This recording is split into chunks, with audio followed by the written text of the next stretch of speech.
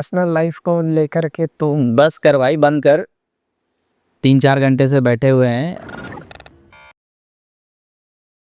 यहाँ पे एक फुटबॉल ग्राउंड है, 400 मीटर का ट्रैक है, तो वहाँ पर हम 110 चक्कर बनाने का रिकॉर्ड बना दिए। 110 चक्कर? 110। अगर मूड खराब हुआ तो यहाँ से रांची तक चल गए 45 किलोमीटर बिना दौड़ के। समझते थे कि ऊपर वाला से चैलेंज ले लिया है, अगर पानी हो गया या तूफान हो गया तो एकदम उस दिन ग्राउंड जाना। 2018 में एक बहुत बड़ा गेम होने वाला था जकार्ता में, इंडोनेशिया में। तो मेरा टारगेट वही था कि जो ख्वाब देखे हैं ओलंपिक तक का वो पूरा हो पाएगा। तो हुआ क्या कि जब वॉलीबॉल वो बॉल बनाया तो राइट साइड बनने की जगह लेफ्ट साइड बन गया, तो हम उड़ के मारे, पॉइंट तो ले लिए, वो मैच तो जीत गए, लेकिन मेरा उस समय लिगामेंट गया टूट। और उसके बाद जब रात में गए तो फूल कितना बड़ा मेरा नी हो गया पैर। अब हमको समझ में नहीं आ रहा है क्या है। 2-4 दिन बाद जब स्वेलिंग कम हुआ तो हम बाथरूम के लिए बैठे और जब उठ रहे थे तो फंस गया घुटना, ऐसे लग रहा कि अरे यार क्या हो गया, अलग हो गया दोनों घुटना। तो फिर हम यूट्यूब वगैरह में सर्च किए तो पता चला ACL टेयर हुआ है, एंटीरियर क्रूशियल लिगामेंट, वो टूट गया। फिर 2 महीना ऐसा गुजरा डिप्रेशन वाला स्टेज कि कुछ समझ में नहीं आने लगा, क्योंकि अचानक से वाहवाही हो रहा है, स्टेट मीट में जा रहे हैं, झारखंड स्टेट मीट में लगा 4 साल से लगातार गोल्ड मेडल ला रहा है, अलग अलग जगह पे मेडल ला रहा है, अचानक से नीचे धड़ाम से धरती पे गिर चुका है। टूटे हुए लिगामेंट में आर्मी का दौड़ किए, वो भी 15 दिनों या 20 दिनों में। तो जब आपका एकेडमी अच्छे से चल रहा है, यूट्यूब से भी अच्छा ठीक ठाक इनकम आ रहा है, तो ऐसा क्या हो गया अचानक से कि आपको खुद को साबित करने के लिए आपको दौड़ निकालना पड़ा? जरूर कोई पूछ देता था, या ये जरूर बार बार मेरे को कमेंट मिलता था कि तुमने आर्मी का दौड़ कितने बार निकाला, तुम तो अपना ट्रैक में दौड़ते हो, एक सिंगल लाइन में अपना ट्रैक में दौड़ना, कभी 250 बच्चों के बीच में भाग के दिखाओ तब समझेंगे। तब हम सोचे नहीं यार, आर्मी का एक बार दौड़ निकालना पड़ेगा। मेरा एज बचा हुआ था तो फिट थे, तो 15-20 दिन के अंदर एक्सलेंट मारे, वो भी 250 के बच्चों के बीच में। और हमेशा एक सवाल आता था कि कोई पर्चा है तेरे पास आर्मी दौड़ निकालने का, तो फिर वो मोहर मारे एक्सलेंट, कोई मोहर है एक्सलेंट मार के फिर लगाए वो फोटो, और उसके बाद से लोग भी समझ गया कि इसको छेड़ना नहीं चाहिए।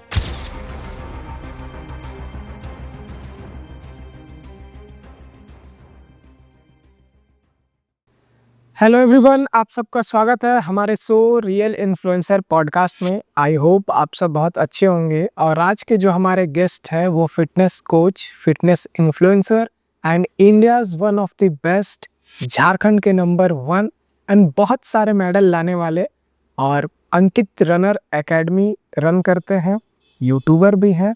अंकित सर, स्वागत है हमारे शो में। बहुत बहुत धन्यवाद कृतिक भाई। रियल इन्फ्लुएंसर पॉडकास्ट के जितने व्यूअर्स हैं उनको हमारा प्रणाम और दिल से आभार।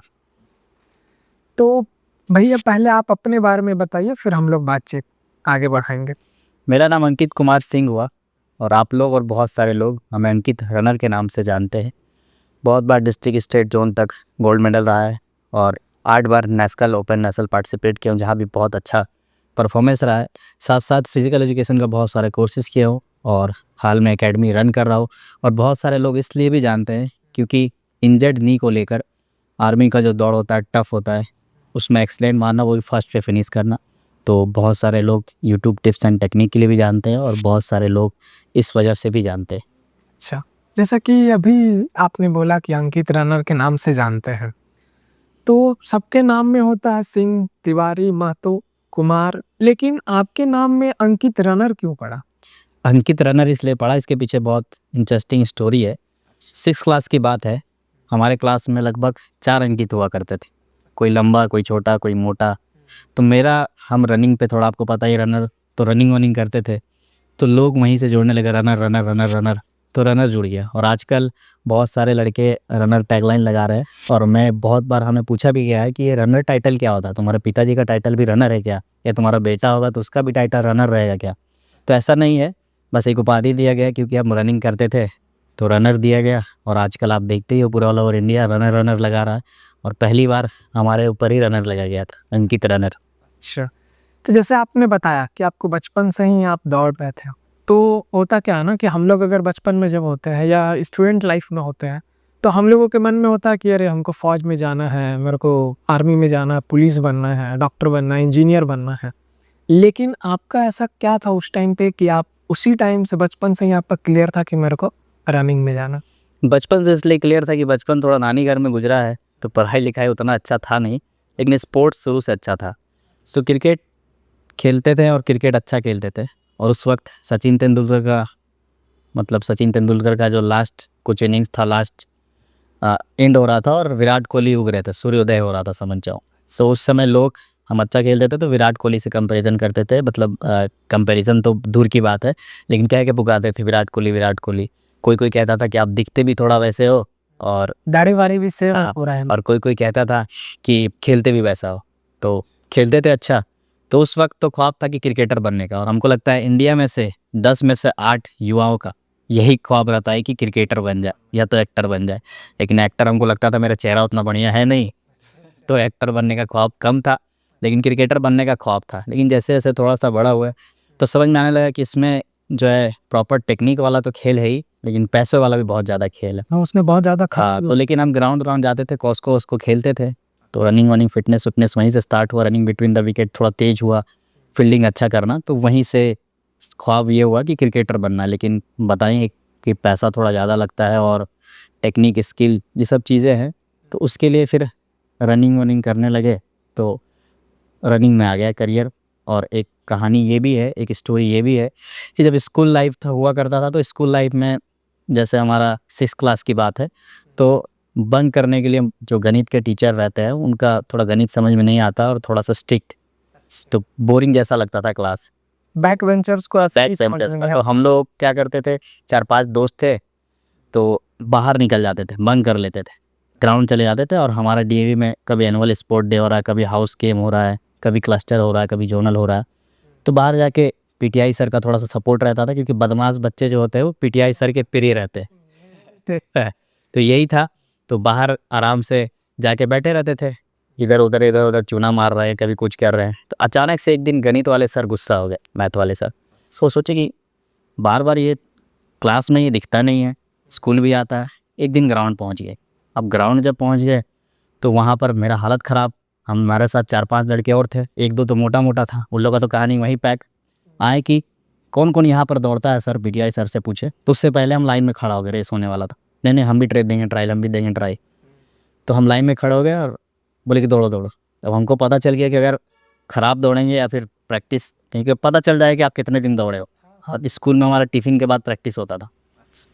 तो खड़े हुए और हम ऐसे, छाती पहले से धक धक धक धक कर रहा है, अगर गलती से बहुत ख़राब दौड़े तो गणित वाले सर से अलग मार होगा, और पेरेंट्स टीचर मीटिंग चलता है उसमें भी हालत ख़राब होगा।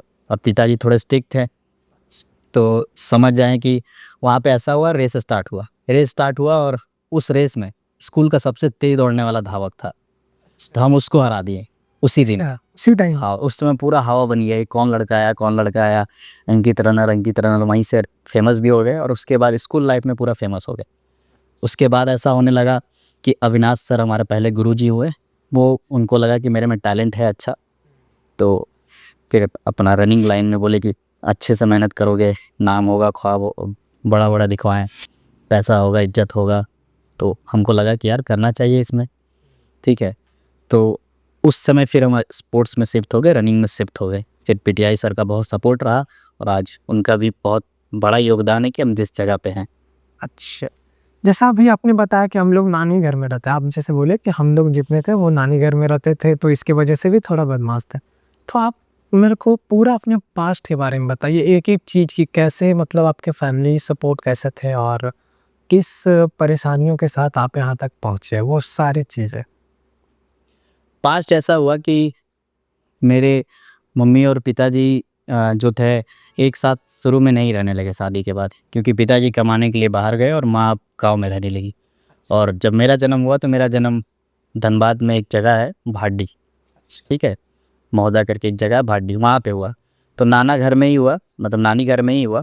तो वहाँ पर ऐसा कंडीशन था कि अफोर्ड नहीं कर पा रहे थे, और एक कारण ये भी था, और एक कारण ये था कि पिताजी बाहर रहते थे तो दिक्कत भी था। तो नाना ने कहा कि हमारे पास रहने दो इनको। तो नाना का प्यार भी मिला और नानी घर का दुलार भी मिला, तो आदमी तो बिगड़ ही जाता है। नाना नानी और दादा दादी घर में सब कुछ। हाँ, तो नाना नानी के वहाँ पर, और वहाँ पर दिन भर का दिनचर्या यही था कि कभी नदी में रहना है, नदी में मछली मार रहे हैं, कभी जंगल में घूम रहे हैं, कभी बेर जो होता है कोई, उसको लेने जा रहे हैं, कभी जंगलों में, कभी इधर कभी उधर, कभी कहीं से कूद रहे हैं, कहीं कभी कभी कहीं चोट लगा रहे हैं, कभी कहीं चोट लगा रहे हैं। तो ऐसा होने लगा है। तो एक समय के बाद तब थोड़ा पापा का कंडीशन ठीक ठाक हुआ, मम्मी पापा साथ हुए। आज भी मम्मी वो स्टोरी सुनाती है तो बहुत दुख होता है कि मम्मी के पास सिर्फ 2 साड़ी था और पता है कि आपका गांव का थोड़ा व्यवहार ठीक ठाक नहीं होता है, क्योंकि नई नई जब जाती है मम्मी तो उस समय ऐसा होता है कि जो आपके काम वाम ज़्यादा करना पड़ता है और भी बहुत सारी चीज़ें होती है, नहीं बन पाता है। तो माँ रोया करती थी और वो सारा स्टोरी आज जब हमको बताती है तो लगता है कि असली स्ट्रगल तो माता और पिताजी ने किया है। बिल्कुल बिल्कुल समझ। ठीक है। और उसके बाद वहाँ से पिताजी का जब ठीक ठाक हो गया तो जब पता चलने लगा और फिर 2 भाई और हुए, तो दोनों भाई मम्मी और पिताजी के साथ रहने लगे और हमको नाना जाने नहीं देते थे। तो इसमें यहीं इसको कम से कम 10th करवा देंगी, 10th के बाद मैट्रिक के बाद भेजेंगी। तो फिर भी मम्मी को पता चलने लगा कि ये लड़का बिगड़ रहा है, हाथ से जा रहा है। धीरे धीरे जुआ होता है, आम भाषा में हम लोग उसको, उस समय तो नॉलेज नहीं था, अब समझ में आता है कि जुआ का लत वहीं से स्टार्ट होता है। पैसा बितौल होता है, गोली होता है, अंटा, ठीक है, ये सब चीज़ से, या फिर मैच में कुछ पैसा हो गया तो फिर मम्मी को पता चलने लगा कि ये यहाँ रहेगा तो इसका करियर ख़त्म, भ्रष्ट हो जाएगा, कुछ नहीं कर पाएगा। तो फिर मम्मी जब स्टेबल हुई, पापा जब स्टेबल हुए तो उनको लेकर आए। और जब लेकर आए तो हम उस समय तक 8वां क्लास में बस पहुंचने वाले थे या पहुंच ही गए थे। और जब लेकर आए तो हम बस 8वां क्लास में पहुंचे ही थे, लेकिन नंबर आता था 1 नंबर 2 नंबर, टेलीफोन का नंबर जैसा। अब दोनों भाई इंग्लिश मीडियम में पढ़ रहा था, में भी 10 नंबर। अब 10 नंबर का डबल डिजिट में नंबर आ गया, फिर सब्जेक्टली पास हो गए। अच्छा। तो बहुत बड़ा अचीवमेंट हुआ करता था। ठीक है। तो महोदा में एक स्कूल था, रवि महतो, तो वहाँ ऐसा ही नंबर आता था, 2 नंबर 3 नंबर, और मेरा दोनों भाई मज़ा लेता था। अच्छा। और जब मम्मी लेकर आई, यहाँ रामगढ़ शिफ्ट हुई, तो यहाँ पर ऐसा कंडीशन था कि दोनों भाई शुरू से इंग्लिश मीडियम में पढ़ा और हम हिंदी मीडियम में से आए, तो compete करना भी नहीं पॉसिबल हो पा रहा था। और वो लोग कहीं भी खड़ा होए, कोई भी फैमिली मेम्बर के सामने या फिर कोई भी गेस्ट आए तो उनके सामने इंग्लिश पोएम सुना रहा है, इंग्लिश में बात भी कर रहा है, कुछ इंग्लिश वर्ड बोल रहा है, और हम समझ जाइए भोतर, दिमाग से गोल। ठीक है। तो सारा टाइम हाँ, नदी में बिताया है। सारा टाइम नदी में, इधर खेल कूद में, तो ऐसा हो गया। अब लगने लगा शर्म, गिल्टी फील होने लगा। तो जैसे ही यहाँ पे आया तो पिताजी ने, लोग ने और मम्मी ने प्लान किया कि इसको भी इंग्लिश मीडियम में डालेंगे। तो हुआ कंडीशन, यहाँ पर 2 स्कूल है, आपको पता होगा, एक गुरु नानक पब्लिक स्कूल और एक है अग्रसेन देवी पब्लिक स्कूल। तो मैंने एग्ज़ाम दिया और वहाँ से जो हमारी घर में जो दोनों भाई को मैडम पढ़ाती थी, मैम पढ़ाती थी, वो बोली कि नहीं, इसका 8 के लायक तो ये है ही नहीं, 8 का एग्ज़ाम ही पहले मत दिलवाइए इसको, इसका एग्ज़ाम दिलवाइए 6th का। तो 6th का, और वहाँ ऐसा होता था जब हम नानी घर में थे तो पीरियड बंक होना या फिर क्लास भी बंक कर देना, नर्सरी प्रेप वो सब नहीं, डायरेक्ट 1 2 भी पढ़ना नहीं, 3 चल दो, ऐसा होता था। मतलब और अपना नाना का थोड़ा अलग रुतबा था, तो फेल भी बच्चा आदमी नहीं करता था। तो शुरू से समझ जाओ, शुरू से ऐसा समझ जाओ कि थोड़ा सा नाना का सपोर्ट मिला, लेकिन मार भी बहुत मिला। ठीक है। तो ऐसा होने लगा। और यहाँ जब आए हिंदी मीडियम में, तो हिंदी मीडियम से अचानक इंग्लिश में शिफ्ट करना बहुत बड़ी बात होती है, क्योंकि इंग्लिश का एक वर्ड तक नहीं समझ में आ रहा, साइंस का स्पेलिंग नहीं आ रहा था, साइंस कैसे लिखना है, तो हालत ख़राब था। तो मैम बोली कि इसका 6th का एग्ज़ाम दिलवाइए। अच्छा। तो बहुत बुरा लगा। हम यहाँ 1.5-2 महीना पहले एग्ज़ाम का तैयारी करने के लिए कोशिश किए, तो मैम पढ़ा रही थी अच्छे से। तो 6th का जब हम एग्ज़ाम दिए तो गुरु नानक और यहाँ DAV, और जब हम वहाँ थे तो वहाँ पे स्पोर्ट्स में एक्टिव थे, थोड़ा रनिंग वनिंग करते थे, क्योंकि नदी उदी जा रहे, तैर रहा आदमी, खेल कूद कर रहा, पेड़ पे चढ़ रहा है, कूद रहा है। ठीक है। डोल बगीचा करके गेम आता हो, डोल पत्ता करके, जो पेड़ के ऊपर से नीचे डोल बगीचा, डोल पत्ता बोलते हैं। तो वो सब गेम खेलते थे और मतलब शरीर पूरा फ्लेक्सिबल था और मज़ेदार था, मज़ा हम लोगों ने। अचानक से यहाँ पर रामगढ़ आए, भरी दीवार के बीच में रहना है, गेट में ताला, अब अंदर अंदर। अब हालत ख़राब, छटपटाता था शरीर, लगता था ऐसा कि अब क्या करें। फिर मेरा जब हम यहाँ पे आए तो दोनों भाई घर में ही रहता था, लेकिन जब हम यहाँ पे मेरे से नहीं रहा गया। बगल में गांधी स्कूल था, एक गांधी स्कूल, गांधी ग्राउंड, तो वहाँ पर फान के चल जाते थे। 1-2 बार पिटाए, लेकिन मम्मी को पता चल गया कि नहीं, खेलना है तो इसको देना होगा, नहीं तो घर तो पे नहीं रहा। घर में मुंह बना के रहेगा, रोते रहेगा। तो रात में ऐसे ही मुंह बना के रहते थे, कभी कभी मार भी खाए, लेकिन पता चल गया कि नहीं, खेलने देना चाहिए। फिर जब खेलने नहीं है तो भाई क्रिकेट विकेट अच्छा खेले तो मम्मी को वाहवाही भी मिलता, तो बहुत अच्छा क्रिकेट खेल रहा है। फिर धीरे धीरे रनिंग में है। तो ऐसा होने लगा कि जब 6 का एग्ज़ाम दिए ना स्कूल का, DAV स्कूल और यहाँ का, तो DAV वाले तो पहले ही बोल दिए कि ना, ये तो 4 के लायक है, DAV की जो प्रिंसिपल है। लेकिन गुरु नानक में मेरा 6th में हो गया। ठीक है। क्योंकि कभी कभी होता है नहीं, कुछ कुछ क्वेश्चन आप याद करके जाते हैं, गुरु नानक में याद किया वाला आ गया। ठीक है। फोटोसिंथेसिस वगैरह आ गया और वहाँ पर थोड़ा टफ हो गया। तो ऐसा हुआ कि जब हम जिस जगह से आए थे, भाड्डी एक जगह है मौदा, जैसे कि हमने आपको बताया, तो वहाँ पर डीएवी में पढ़ना मतलब एक समझ जाओ कि एक सम्मान वाली बात। अच्छा। ठीक है, मतलब कोई लड़का अगर डीएवी में पढ़ा तो उसके पिताजी या फिर माताजी या फिर फैमिली कंडीशन बहुत अच्छा है, तो ऐसा स्टेटस था डीएवी का। तो हमको भी मन था कि डीएवी में ही पढ़ेंगे, अगर वहाँ से आए तो अच्छा जगह ना रहेंगे जी। हाँ, तो पूरा मतलब कहीं भी फिर अगर वहाँ से आके फिर कहीं हिंदी मीडियम में लिखवा दिए और पढ़ना लिखना फिर वही गोल जैसा रहेगा, तो हम सोचे कि ज़िंदगी हमको दोबारा मौका दिया, इस बार पढ़ेंगे, दिल लगा के पढ़ेंगे।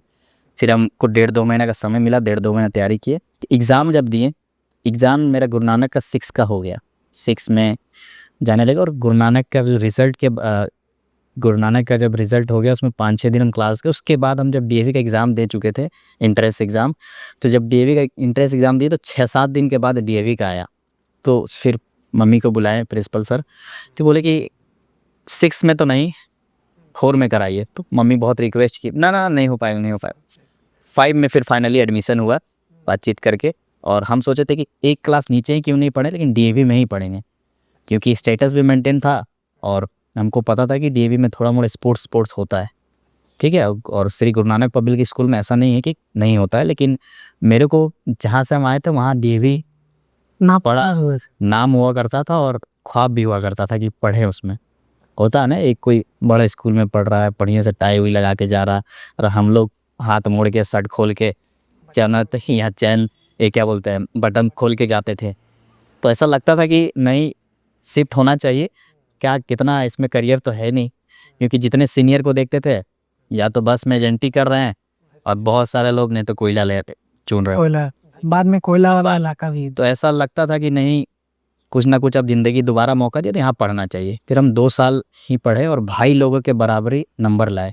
अच्छा, ठीक है, 8वां में, और 8 के बाद 9वां में इनसे ज़्यादा नंबर लाए, सिर्फ वाहवाही मिलने लगा। और फिर इधर स्पोर्ट्स भी चलता रहा साथ में, तो बहुत प्यार बहुत सपोर्ट मिलने लगा लोगों से, नाम भी होने लगा। और घर का कंडीशन ऐसा था कि शुरू में पापा जी सपोर्ट नहीं करते थे अच्छा। और स्पोर्ट्स में, क्योंकि सबका वो मानसिकता नहीं होता। सबका पिताजी और माताजी चाहते हैं कि मेरा बच्चा पढ़े लिखे, और स्पोर्ट्स में वो सारा चीज़ था नहीं। यार डॉक्टर इंजीनियर सबका ख्वाब रहता है। अभी थोड़ा सा जैसे ही खिलाड़ी लोग आए अच्छा, जैसे मान के चलो विराट कोहली, धोनी, हरभजन सिंह, जो भी बहुत सारे स्पोर्ट्समैन हैं जो नहीं भी पढ़े हैं, ठीक है, 10th भी पास नहीं हुए। जैसे हमारा ही एग्जांपल ले लो, हम तो पास में बाद में फिर बहुत पढ़ाई किए, लेकिन बहुत सारे ऐसे कि नहीं पढ़े लेकिन फिर भी देश विदेश में बहुत नाम कमाए। तो अब वो मेंटालिटी धीरे धीरे चेंज हो रहा, लेकिन उस वक्त ऐसा था कि पढ़ना पड़ेगा। तो फिर धीरे धीरे हम चुपके चुपके स्पोर्ट्स में जाने लगे, स्पोर्ट्स में मेडल आने लगा। जब मेडल आने लगा तो फिर मज़ा भी आने लगा और घर बार का थोड़ा थोड़ा सपोर्ट भी मिलने लगा।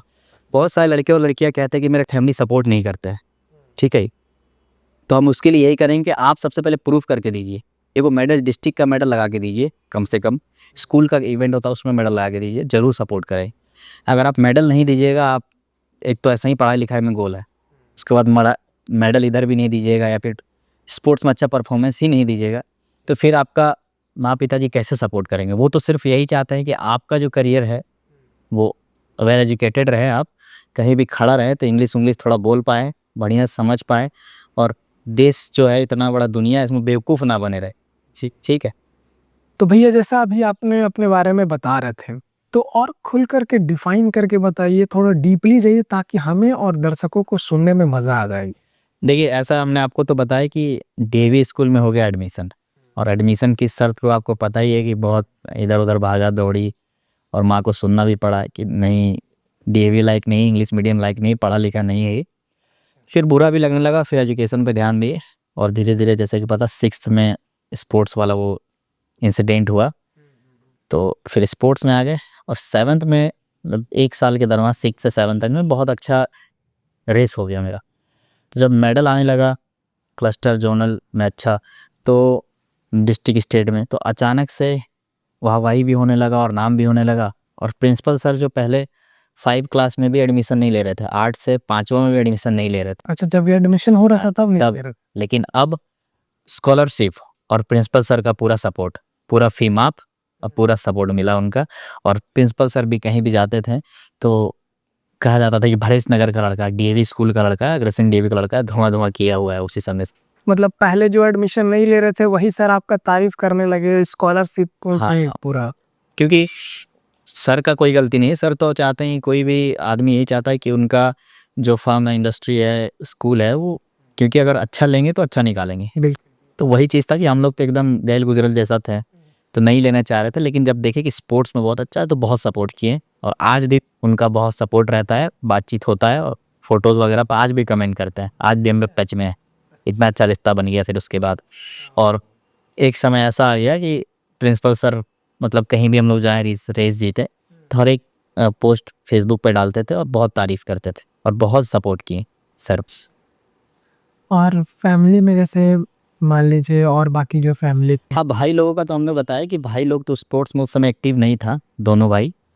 8 में थोड़ा भाई हॉकी खेला, बीच वाला भाई, और छोटा भाई को फिर वो मेरे लाइन में ही आ गया, और फिर वो नेशनल मेडलिस्ट बना, और खेलो इंडिया मेडलिस्ट बना, और अभी किसी सीआईएसएफ में है। अच्छा सीआईएसएफ में, तो वो आपका मेहनत पे है या आप टिप्स? मेहनत तो उसका है, मार्गदर्शन हमारा कह सकते हैं आप, क्योंकि मार्गदर्शन बहुत बड़ा इंपॉर्टेंट रोल प्ले करता है। शायद अगर माँ वहाँ से ना लाती इनको, तो और लोग जो वहाँ पर आज जिनका स्थिति है वैसा ही रहता, कुछ खास नहीं कर पाते, और आज देश विदेश में भी लोग जान रहे हैं, तो वो चीज़ शायद नहीं हो पाता। और वहाँ भी थे तो ऐसा नहीं था कि पढ़ाई लिखाई में जीरो थे, लेकिन नदी में थे तो रेस लगाना, वहाँ भी हार नहीं मानना, वो तो था। दौड़ने जाते थे, वहाँ भी अगर दौड़ते नहीं थे, लेकिन कोई बोल दिया दौड़ना तो 18 से 20 चक्कर 10 साल 11 साल की उम्र में 400 मीटर का ट्रैक में लगा देते थे। तो ऐसा था जुनून की पता नहीं खून में क्या था। और नाना जी थे पहलवान, और इस रनिंग और फिटनेस या फिर नदी वदी में या फिर सुबह-सुबह दौड़ने जाने का एक रीज़न ये भी था कि नाना उठाते थे वहाँ पे। सो नाना उठाते थे तो या तो पढ़ो सुबह में या तो दौड़ने जाओ। तो पढ़ने में तो पता ही है, पढ़ो तो नींद आएगा। अब नींद आएगा तो फिर नाना अचानक से डंडा लेकर आएँगे और मार बजड़ेगा। तो चुपचाप दौड़ने निकल जाते थे। दौड़ने निकले और अंकित आ गया, और मतलब समझ जाइए कि हम जब जैसे ही दौड़ने निकले तो मोहल्ला का 4-5 लड़का लोग को भी उठाने जाते थे। तो अचानक से ऐसा माहौल बन गया कि वहाँ भी थोड़ा दौड़-वोड़ होने लगा, और फिर वहाँ से जब यहाँ ट्रांसफ़र हुए तो यहाँ का ये इंसिडेंट तो हुआ ही, लेकिन वहाँ पर वैसा नहीं था। वहाँ पर दौड़ हो रहा था, मतलब किसी चीज़ में नौकरी-वोकरी लग जाए, आने वाले समय में आर्मी-वार्मी में हो जाएगा। तो वहाँ ये पता नहीं था कि ओलंपिक के लिए, नेशनल के लिए दौड़ेंगे। जब हम 6th में आए तो मतलब वो सब ख़त्म हो चुका था। उतना दिल में था नहीं वो सब चीज़। लेकिन जब 6th में आए तो वापस से जब सर दौड़ाए तो फिर वो चीज़ें हुआ, वापस से एक्टिव हो गए, और वहाँ दौड़ने-वोड़ने जाते थे। तो दौड़ना क्या मतलब घूमना-फिरना, इमली तोड़ना, आम तोड़ना, यही सब चलता था। तो जैसा कि अभी आपने बताया कि जैसे हम लोगों ने जानते भी हैं आपको कि आप जीत के लिए ज़्यादा फेमस है, चाहे वो दौड़ हो या कोई भी चीज़ हो। तो जब बचपन में आप कभी हारते थे, तो उस चीज़ को कैसे टैकल करते थे कि हाँ, मेरे को इससे बहुत बुरा लगता था, और हार ही आपको सिखाता है, ये बात है। हम बहुत सारा उस समय फ़ोन नहीं हुआ करता था, मम्मी का फ़ोन हुआ करता था, लेकिन पासवर्ड-वासवर्ड वॉल्ट ऐप आता था, उसमें रोने-वोने का फ़ोटो आप मेरा आज भी होगा। उस समय बहुत बुरा लगता था, और दिक्कत ये होता था कि जब हम रनिंग जब इधर डीएवी में आ गए, 7th-8 हो गया, तो उस वक़्त जब क्या होता था कि डीएवी क्लस्टर ज़ोनल जीत रहे हैं, नेशनल जा रहे हैं, तो वहाँ पे या तो 3rd, या फिर इधर ओपन की बात करें, डिस्ट्रिक्ट इधर स्टेट जीत रहे हैं, ज़ोन जीत रहे हैं, नेशनल जा रहे हैं, तो 7वां-8वां पोज़ीशन। तो इसलिए हो रहा था क्योंकि हमको ट्रेनिंग का कुछ भी नहीं पता था ख़ास, और हमारे पीटीआई सर थे वो अपने लाइफ में बिज़ी थे, स्कूल में कितना ही ट्रेनिंग दे पाएँगे जब आप घर में नहीं करोगे, बाहर नहीं करोगे। तो वही चीज़ होता था कि हम यूट्यूब वगैरह देखते थे, कुछ ब्लॉगिंग-व्लॉगिंग पढ़ते थे हल्का-फुल्का, ऐसा समझ में तो बहुत ज़्यादा नहीं, लेकिन उस समय इंग्लिश-विंग्लिश थोड़ा आने लगा था, तो रिसर्च हल्का-फुल्का कोई भी आया क्या लेना चाहिए, तो बीट जूस, चुकंदर लेना चाहिए, ये खाना चाहिए, वो खाना चाहिए, वो सब पढ़ने लगे, तो धीरे-धीरे स्पोर्ट्स का नॉलेज भी आने लगा। और जब हारते थे तो हारते इस वजह से थे क्योंकि ट्रेनिंग नहीं किए, मेहनत नहीं की, इस वजह से नहीं। सही दिशा में, सही गाइडेंस में टेक्निकल वर्कआउट नहीं किए, इस वजह से हारते थे। और बहुत बुरा लगता था, और लगता था कि काश हमारे पास भी कोई बढ़िया कोच हो, बढ़िया बहुत ज़्यादा फैसिलिटी हो, बढ़िया ट्रैक हो, तो वो चीज़ें मिल नहीं पाया। और फैमिली कंडीशन बहुत अच्छा नहीं था। पिताजी का सैलरी 7 या 8 हज़ार रुपये था, और पिताजी का अंडा का दुकान था, तो बहुत अच्छा नहीं था कंडीशन। घर से एक समय पे ऐसा लगता है ना कि आपको भी लगता होगा, या बहुत सारे जब थोड़े-थोड़े बड़े होते हैं तो शर्म लगने लगता है पिताजी से घर से पैसा लेना। हमें भी है। वो बहुत जल्दी स्टेज में मेरे पास आ गया है। बहुत जल्दी ये लगने लगा कि घर से पैसा नहीं लेना है। लेकिन फिर भी लेते थे और पूरा एफर्ट लगाते थे। और एफर्ट लगाते थे। तो मेरा ऐसा कंडीशन था, मेरे दिमाग में ये बैठा हुआ था कि रनिंग का मतलब होता है जितना ज़्यादा दौड़ो। अच्छा। तो हम ऐसा पागल हो गए थे कि 2-2 3-3 टाइम तो रनिंग कर रहे हैं, जिम भी साथ में कर रहे हैं। और जब रनिंग कर रहे हैं तो रनिंग ऐसा नहीं आम, अगर यहाँ पे एक फुटबॉल ग्राउंड है, 400 मीटर का ट्रैक है, तो वहाँ पर हम 110 चक्कर बनाने का रिकॉर्ड बना दिए। 110 चक्कर 110। अगर मूड खराब हुआ तो यहाँ से रांची तक चल गए 45 किलोमीटर बिना दौड़ के। तो हुआ क्या कि बहुत वर्कआउट कर रहा है, बहुत मेहनत कर रहा है, लेकिन सही गाइडेंस में टेक्निकल वर्कआउट नहीं कर रहा है, जिसकी वजह से इधर तो आपका आम लेवल में तो जीत जा रहे हो, आप डिस्ट्रिक्ट स्टेट तक जीत जा रहे हो मान के चलो, ठीक है, मतलब अच्छा खासा स्पीड। लेकिन जब बात आती है नेशनल की या फिर उससे आगे की, तो वहाँ पर आपके पास पंजाब हरियाणा के जो है तगड़े तगड़े लौंडे हैं, और उनको टेक्निकल वर्कआउट भी सिखाया जा रहा है और स्ट्रेंथ भी है। और हम लोग अपना स्ट्रेंथ को मार चुके हैं, क्योंकि जितना लंबा दौड़ोगे, जितना अगर तो उस हिसाब से दाना पानी तो ले नहीं रहे, खाना तो ले नहीं पा रहे, जिनकी फैमिली कंडीशन उतना अच्छा था नहीं, घर में क्या ही बोलेंगे, वरना सप्लीमेंट के बारे में कुछ नॉलेज था। तो ऐसा कंडीशन हुआ करता था कि हम यहाँ पे कैंटोनमेंट है हॉस्पिटल, इलेक्ट्रोल लेने के लिए वहाँ पर जाके झूठ मूठ का डॉक्टर कहते सब पेट खराब है, तो कभी इलेक्ट्रोल मिल गया, कभी मल्टीविटामिन ले लिए, कभी कैल्शियम ले लिए, इसी तरीके का बहाना बना के। तो ऐसे ज़िंदगानी चल रहा था। तो ऐसे में क्या होगा, एक समय ऐसा आने लगा कि लगने लगा कि ये सब चीज़ सही नहीं है। फिर रिसर्चेज़ में करने लगे, पढ़ने का भी प्रयास किए कैसे स्पोर्ट्स ट्रेनिंग होता है, क्या वर्कआउट होता है। तो ये सब चीज़ करते करते समझ में आया लगा कि वो मेरा गलतियाँ था, बहुत ज़्यादा दौड़ना, 2 घंटा 2.5 घंटा लगातार दौड़ना, और पागल जैसा दौड़ना, पानी हुआ तो एकदम दौड़ना, ठीक है। मतलब ऐसा था कि चैलेंज समझते थे कि ऊपर वाला से चैलेंज ले लिया है, अगर पानी हो गया या तूफान हो गया तो एकदम उस दिन ग्राउंड जाना, मतलब उस दिन दौड़ना है। उस दिन दौड़ना ही दौड़ना है। लेकिन अभी के बच्चे, अब मेरे को ऐसा लगता है कि पानी आ रहा है या हवा आ रहा है तो फिर उस दिन छोड़ देते हैं। अब वो बात कहाँ है यार, बहुत कम लोगों में वो दिल में आग बची हुई है, और जिनमें बची हुई है उनको सलाम है अभी भी। मेरा कि है ना कि हम अगर जिम जा रहे हैं, थोड़ा सा भी 1-2 बूंद भी पानी आके छोड़ो, आज जिम जाना कैसे, चल आज बंद करो। तभी ना लोग अलग होता है। हमारे साथ भी बहुत सारे खिलाड़ी थे, बहुत सारे लोग थे जो आज बहुत अच्छे स्टेज पे नहीं है लाइफ में, और कोई बस के एजेंटी कर रहा है, कोई कोई किसी कंपनी में 8-10 हज़ार में कर रहा है। तो हमारे अंदर वो आग अलग तरीके का था, और जिसके वजह से शायद अभी जिस जगह पे पहुँचे तो वो आग बहुत ज़्यादा हेल्प करता है। और सभी व्यूअर्स को भी ये कहना चाहेंगे कि दिल में आग ज़रूर होना चाहिए, ठीक है। बात यही है कि अगर आपके दिल में आग ना हो, और अब सबसे इम्पोर्टेंट चीज़ है आप मोटिवेशन कहाँ से लाते हैं।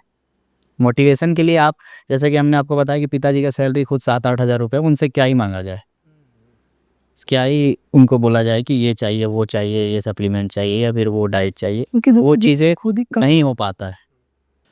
तो युवाओं के लिए ये कहना चाहेंगे कि कदम बढ़ाओ, हौसला दिखाओ, और ये बातें बोलने से और समय व्यर्थ करने से कुछ नहीं होता है। अगर मंजिल देखे हो तो उसको पाके दिखाओ। वाह, ठीक है, क्या बात है। और सभी के ज़िंदगी में हार जीत तो आता ही रहता है, जीतता वही है जो गिरने के बाद उठता है।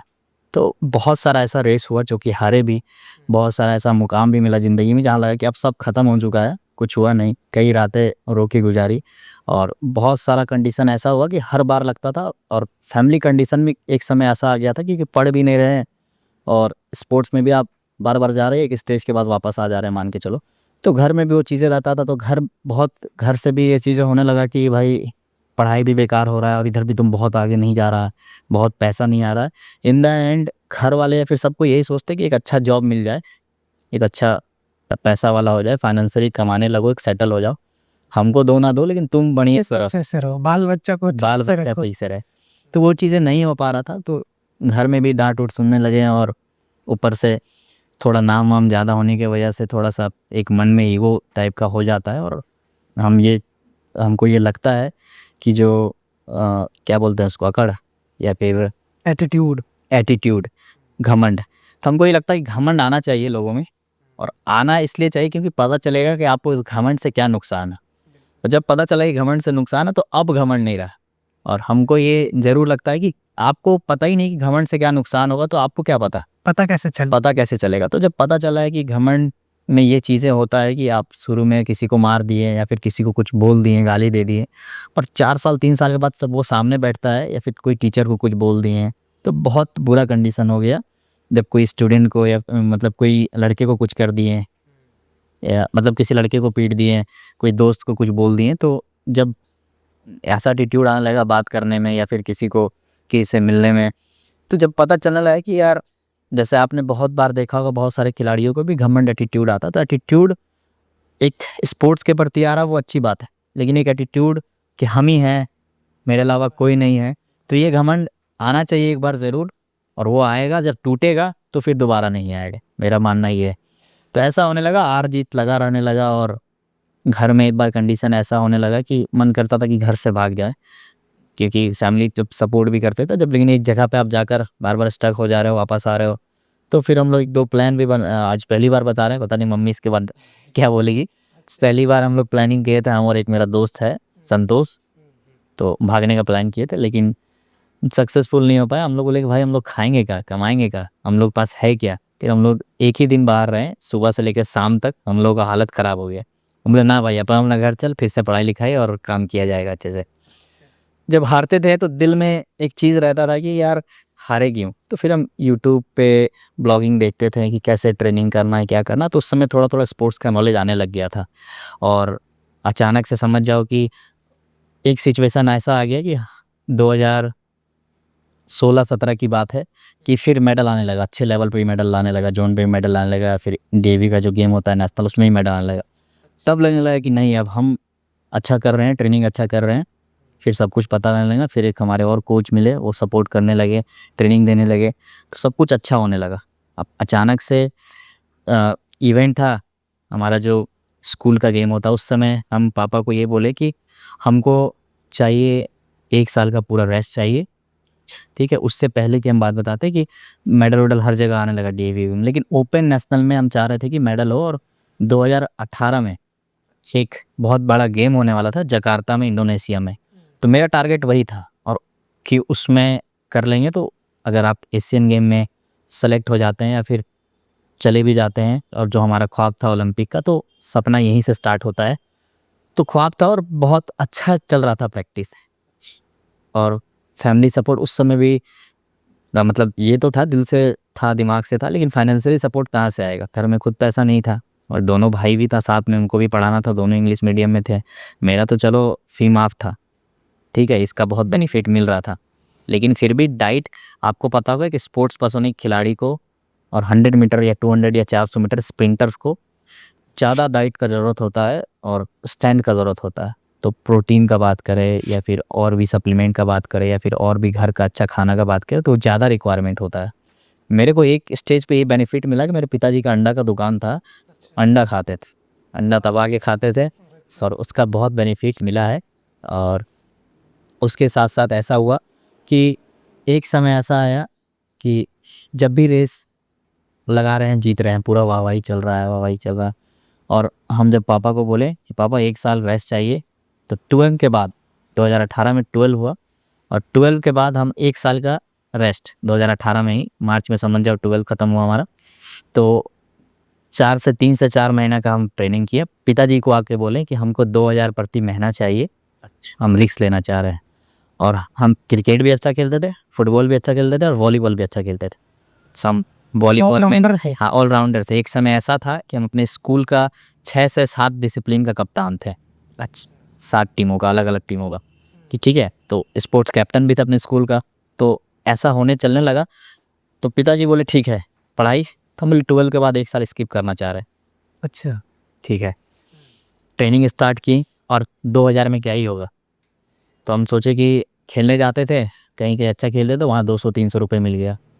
फिर वॉलीबॉल खेलने चल गए, तो दिन भर वॉलीबॉल खेल रहे हैं, क्रिकेट खेल रहे हैं, और शाम में आके ट्रेनिंग कर रहे हैं, तो ओवर यूज़ हो जाना। हाँ, पूरा दिन इधर उधर, कभी इधर जाना, कभी उधर जाना, कभी अगले ज़िले में जाना, मैच खेल रहे हैं, कभी आ रहे हैं थके आ रहे हैं, शाम में ट्रेनिंग करने जा रहे हैं, ओवर ट्रेनिंग हो जा रहा था, बॉडी थक जा रहा था, डाइट उतना दे नहीं पा रहे थे। और एक लत ये भी लग गया था पैसा का, क्योंकि पैसा का लत इसलिए लग गया था क्योंकि वो अपने शरीर पे लगाना था, डाइट पे लगाना था, ताकि जो ख्वाब देखें ओलंपिक तक का वो पूरा हो पाएगा। तो जो 2000 पिताजी तो वो तो लिए ही, 2 ही 3 महीना ही चीज़ें चल पाया, बताएंगे क्यों आगे। तो 2-3 महीने के अंदर क्या हुआ कि पिताजी 2 महीने 3 महीने ये चीज़ें दिए 2000 के आसपास, और हम अपना पूरा दम झोंक रहे थे, अपना क्रिकेट पे भी, वॉलीबॉल पे भी, और रनिंग पे भी। जो मैच पड़ा चल दिए, पैसा 200-300 कमा लिए। कभी कभी क्या हो, जो 200-300 जो लोग देते थे खेलने के लिए, अच्छा खेलने के लिए, तो वो भी लगा देते थे, और फिर आदत लग गया कि नहीं, पैसा लगाना है, तो घर वाला भी कभी पैसा लगा दिए। तो जो कि मेरी ज़िंदगी का बहुत बड़ा चूक था और वहाँ से बहुत एक गंदा आदत भी लग गया जुए का, स्पोर्ट्स का। क्योंकि आपको लगता है ना, आप खिलाड़ी हैं तो आपको लगता है, फिर ड्रीम 11 वगैरह ये सब आ चुका था, तो आपको लगता है कि आपको स्पोर्ट्स के बारे में सब पता है। लेकिन आपको क्या पता, ये दुनिया जो है पैसों से चलती है, आपको पता ही है। तो एक खिलाड़ी आईपीएल में, हमको लगता है कि सबको तो नहीं बोलना चाहिए, लेकिन कुछ कुछ ऐसा रहता है, कुछ कुछ मैच ऐसे होते हैं कि आपको लगता है कि ये खिलाड़ी ऐसा कैसे हो सकता है।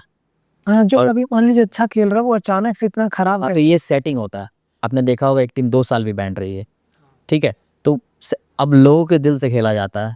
अब आप समझ जाओ लाखों करोड़ों का कारोबार हो रहा है। तो हम लोग इस फील्ड में फंस गए और हम लोगों को लगने लगा कि मैं बहुत सारे खिलाड़ी, आज इस पे भी हम बात कर देते हैं खुल के, बहुत सारे लोगों को ये लगता है कि आपको स्पोर्ट्स के बारे में बहुत पता है, लेकिन स्क्रिप्टिंग के बारे में आपको नहीं पता कि मैच कैसे चलने वाला है, ठीक है, कैसे चलाया जाता है। तो आपने देखा होगा स्पोर्ट फिक्सिंग में बहुत सारे खिलाड़ी जो है वो फंसे हैं और बहुत सारे खिलाड़ी बैन भी हुए हैं, जिसमें से आपका एक श्रीशांत का आपने नाम सुना होगा और पाकिस्तान के बहुत सारे खिलाड़ी का आपने नाम सुना होगा। तो ऐसा हो गया कि उस जुआ भी लाइक उधर वो भी चलने लगा, इधर दिन भर का कमाई जो हुआ वो भी हार गया आदमी, टूटा हारा। ट्रेनिंग भी चल रहा है दिल तोड़ के। ट्रेनिंग चलते चलते उस समय मेरी एक फ्रेंड थी, वो बहुत सपोर्ट करती थी, और ऐसा हुआ कि ट्रेनिंग करते करते, वॉलीबॉल खेलते खेलते, मेरा एक मित्र है, लिफ्टर है, लिब्रो है, और वॉलीबॉल हम अच्छा खेलते थे, अपने रामगढ़ डिस्ट्रिक्ट को रिप्रेजेंट भी किए हैं। तो हुआ क्या कि जब वॉलीबॉल वो बॉल बनाया तो राइट साइड बनने की जगह लेफ्ट साइड बन गया, तो हम उड़ के मारे, पॉइंट तो ले लिए, वो मैच तो जीत गए, लेकिन मेरा उस समय लिगामेंट गया टूट, ठीक है। तो हमको आइडिया नहीं था उसके बारे में। अब हमको लगा कि कुछ नॉर्मल सा इंजरी है, और पुराना सारा इंजरी वगैरह में जब भी हुआ तो दौड़ते दौड़ते ठीक हो गया था। मेरे को लगा ये भी ठीक हो जाएगा, कोई बड़ा मेजर इंजरी नहीं है। तो हम क्या किए कि 2-3 बजे के आसपास मेरे को लगा दोपहर का, शाम में रनिंग कर ली हल्का फुल्का, और फिर रात में हम जिम जाते थे। तो जिम भी फ्री ऑफ कॉस्ट था, एक अंकित भैया हैं, उनका भी नाम अंकित है, अभी रामगढ़ में बी फिट जिम, आपको पता होगा, तो वो बहुत सपोर्ट करते थे। तो गए वहाँ पे, वो तो थे नहीं, तो उनको बता भी नहीं पाए क्या हुआ, और गर्म खून था, जोश था, सनसना के जिम कर लिए। और उसके बाद जब रात में गए तो फूल कितना बड़ा मेरा नी हो गया पैर। अब हमको समझ में नहीं आ रहा है क्या है। फिर हम यूट्यूब में वीडियो देखने लगे, और फिर भी कुछ समझ में नहीं आ रहा, लगा स्वेलिंग है, नॉर्मल सा ठीक हो जाएगा। फिर 2-4 दिन बाद जब स्वेलिंग कम हुआ तो हम बाथरूम के लिए बैठे, और जब उठ रहे थे तो फंस गया घुटना, ऐसे लग रहा कि अरे यार क्या हो गया, अलग हो गया दोनों घुटना। तो फिर हम यूट्यूब वगैरह में सर्च किए तो पता चला एसीएल टेयर हुआ है, एंटीरियर क्रूसियल लिगामेंट, वो टूट गया। तब पता चला कि इसके बाद कॉम्पिटिटिव फेस में आपको आना मुश्किल है, क्योंकि मतलब आप कॉम्पीट नहीं कर पाएंगे। हाँ, इसके बाद अचानक से सपना था, बहुत अच्छा रेस था, और वो तब टूटा जबकि हम आपको बताया कि 2018 में एक बहुत बड़ा इवेंट होने वाला था, ठीक है। उस इवेंट के आसपास का मेरा टाइमिंग आ रहा था, और एक जो हम पापा से लिए थे तो 3-4 महीना में ही बहुत अच्छा रिकवरी हम कर लिए थे, ठीक है, सारा कुछ मैनेज करके। लेकिन अचानक से दिल टूट गया और सपना भी टूट गया, ऐसा लगने लगा। और फिर रोते रोते दिन गुजर रहा, 1.5-2 महीना ऐसा गुजरा डिप्रेशन वाला स्टेज कि कुछ समझ में नहीं आने लगा, क्योंकि अचानक से वाहवाही हो रहा है, स्टेट मीट में जा रहे हैं, झारखंड स्टेट मीट में लगा 4 साल से लगातार गोल्ड मेडल ला रहा है, अलग अलग जगह पर मेडल ला रहा है, अचानक से नीचे धड़ाम से धरती पे गिर चुका है। और हमको फिर अचानक से हम 1-2 साल गायब हो गए, ठीक है। गायब होने का मतलब कम्पिटिटिव फेज से गायब हो गए, लेकिन अपना लाइन फिर मेरा चेंज हो गया। तो वहाँ पर ऐसा हुआ कि अचानक से जब सपना टूटा तो बहुत दर्द हुआ, आँख से आंसू कंट्रोल नहीं होता था। और उस समय लिगामेंट का सर्जरी करवाने का, आपको आप विजुअल देखेंगे तो पता चलेगा कि एसीएल टेयर का जो सर्जरी होता है वो बहुत दर्दनाक होता है। हड्डी को छेद किया जाता है, स्क्रू डाल के फिर आपको लिगामेंट को टाइट किया था, और उसका रिकवरी प्रोसेस कम से कम आप समझ जाए 1 साल, ठीक है। और सारा प्रक्रिया में अगर पैसा खर्चा होना है तो 80 से 90 हज़ार रुपये। अब पिताजी 2-2 हज़ार रुपये महीना दे रहे थे, और हम भी इधर कुछ खास कमा नहीं रहे थे। अब किस मुंह से जाके पिताजी को बोले कि 80-90 हज़ार लाख रुपए का खर्चा है कि आप मेरा लिगामेंट ठीक करवाइए। तब फिर हम क्या किए, मेरे पास एक ऑप्शन नज़र आया, वीडियो देखे तो पता चला कि मेरा जब सबसे पहले लेफ़्ट लिगामेंट टूटा, तो अब राइट को मजबूत करके काम चला सकते हैं।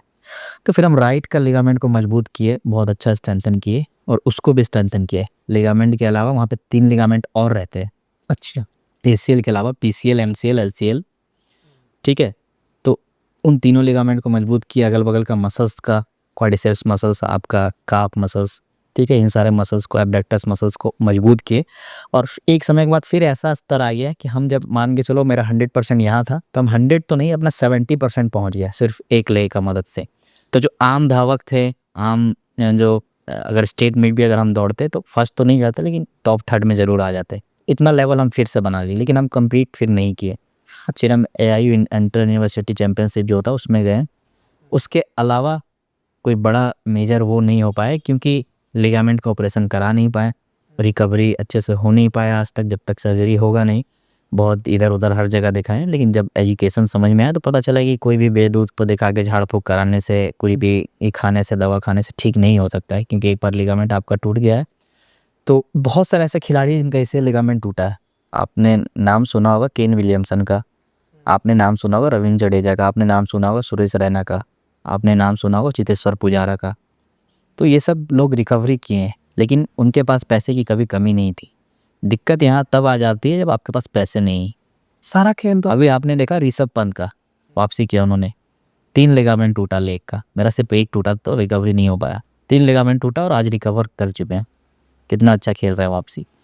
तो पैसे का खेल है और पैसा कमाना चाहिए, क्योंकि इन सब चीज़ों में पैसा ही काम आता है। और कोई कोई इंजरी ऐसा हो जाता है कि आपका पूरा मतलब साल 2 साल 4 साल 5 साल का कमाई चला जाता है।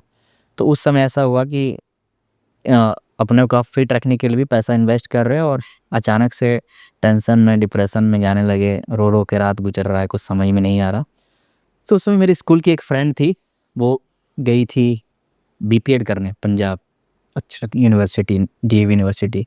तो उनसे बातचीत होता था, तो वो जब बातचीत होता था तो वो वहाँ बताती थी कि आज हम लोग वार्म अप के बारे में सीखे, कूल डाउन के बारे में सीखे, स्ट्रेचिंग के बारे में सीखे, ऐसे स्पीड बढ़ेगा, ये खाना चाहिए, वो करना चाहिए। तो हम तो पहले से ही रिसर्च कर रहे थे, आपको पता है। तो फिर मेरे को लगा यार ये तो सब हम पहले से ही जान रहे हैं। फिर वो बोली कि हम ऐसा करते हैं कि तुम यहाँ पे आ जाओ, तुम्हारा साल बर्बाद होगा, क्योंकि अब लिगामेंट टूट चुका था, अब कम्पिटिटिव वो भी सपना था, जो इंडोनेशिया में जकार्ता वाला गेम था उससे भी अब राह मुड़ चुका था, दिल टूट चुका था। तो समझ में नहीं आ रहा था। फिर मेरे को ये लगा कि हाँ अब साल बर्बाद होगा, तो वहाँ जाना चाहिए, क्योंकि वो जो चीज़ पहले से उसको पढ़ाया जा रहा है, वो चीज़ वो बताया जा रहा है, वो चीज़ हमको पहले से ही पता है। फिर हम सोचे कि BPEड करना चाहिए, और BPEड करने के लिए फिर पिताजी से फिर बात की कि कुछ पैसा चाहिए। लेकिन हम सोचे कि अगर नी का सर्जरी करवाते हैं तो 1 साल लगेगा रिकवरी में, और उसके बाद फिर कंप्लीट करना, और फिर कोई एम वापस जीरो से स्टार्ट करना। लेकिन 2 साल 3 साल उधर समय देते हैं, फिज़िकल एजुकेशन का कोर्सेज करते हैं, तो क्या पता एक अच्छा स्टेटस हो जाएगा, कहीं कोई स्कूल में जॉब वगैरह मिल जाएगा, फिज़िकल PTI टीचर का जॉब मिल जाएगा, या फिर कुछ और भी हो सकता है। तो फिर बात की है, बहुत जिद करके पंजाब गए, और फिर पंजाब में रहे, वहाँ पर सब चीज़ कर रहे थे। तो वहाँ भी गए, तो हम तब तक एक पैर को मजबूत कर लिए थे। तो वहाँ भी वो बात करके रखी थी कि सर अभी रिसेंट वाला जो आपका DAV मीट हुआ था, उसमें नेशनल में 200 मीटर में फर्स्ट किया था ये, तो ला उसका तो स्कॉलरशिप लग जाएगा, यहाँ पे स्कॉलरशिप लगा। तो हम बताए नहीं वहाँ पे लिगामेंट टूटा है। फिर मजबूत करके ट्रायल दिए, तो ट्रायल में लगभग 11-1 के आसपास का रेस था। तो उस वक्त जब लिगामेंट टूट गया रिकवरी करने के बाद, तो फिर वहाँ भी हो गया, समझ जाओ स्कॉलरशिप लग गया 50%। तो मेरा ऐसे ही निकल गया वो भी डिग्री। तो वहाँ पर भी अचानक से ये सब चीज़ें होने लगा, और मेरे को सब चीज़ पहले से पता था तब। लेकिन वहाँ पे दिक्कत ये हो गया कि शुरू से यहाँ आदत था थोड़ा मारपीट, थोड़ा सा बताएं कि तुमको ऐसा था भाई कि राजा वाला ज़िंदगी समझ जाओ इधर जी रहे थे, नाम शोहरत दौलत सब मिलने लगा था धीरे धीरे, ठीक है, दौलत छोड़कर तो मतलब नाम शोहरत मिलने लगा था। लेकिन वहाँ पर फिर समझ जाओ एकदम जीरो स्टेज पे पहुँच गए। लेकिन ये वहाँ पे हवा ये भी बना हो तो ये स्टेट मेडलिस्ट है, नेशनल मेडलिस्ट है, तो उसका भी वहाँ पे सपोर्ट वपोर्ट मिलता था। लेकिन पंजाबी लोग से, फिर हरियाणवी लोगों से सब कुछ वाइब मैच करने में थोड़ा समय लग गया, और फिर हम लोग वहाँ भी अच्छा से सारा कुछ, वो लोग भी बहुत सपोर्ट किए, फिर बाद में फिर सारा कुछ अच्छे से हुआ। पवन सिंह जो है हमारे बिहार के पावर स्टार, उनके साथ आप बहुत ज़्यादा टाइम स्पेंड किए हैं, तो आप उनके बारे में क्या विचार रखते हैं? हम तो आपको यही बोलेंगे कि पवन सिंह को पावर स्टार कहा जाता है और इस दुनिया में पावर स्टार वो है, क्योंकि जब उनके साथ आप चलते हो ना तो फील होता है कि हवा कट रहा है। अच्छा, ऐसा फील होता है। और एटीट्यूड का बात हम नहीं कहेंगे, फोटो ना खिंचाकर आप अपना काम कर लिए तो लोग उसको एटीट्यूड बोल देता है, तो वो चीज़ें गलत है। और पावर स्टार भोजपुरी में समझ जाइए कि पूजा में जब तक हवन और भोजपुरी में जब तक पवन, तो धुआं धुआं होता रहेगा।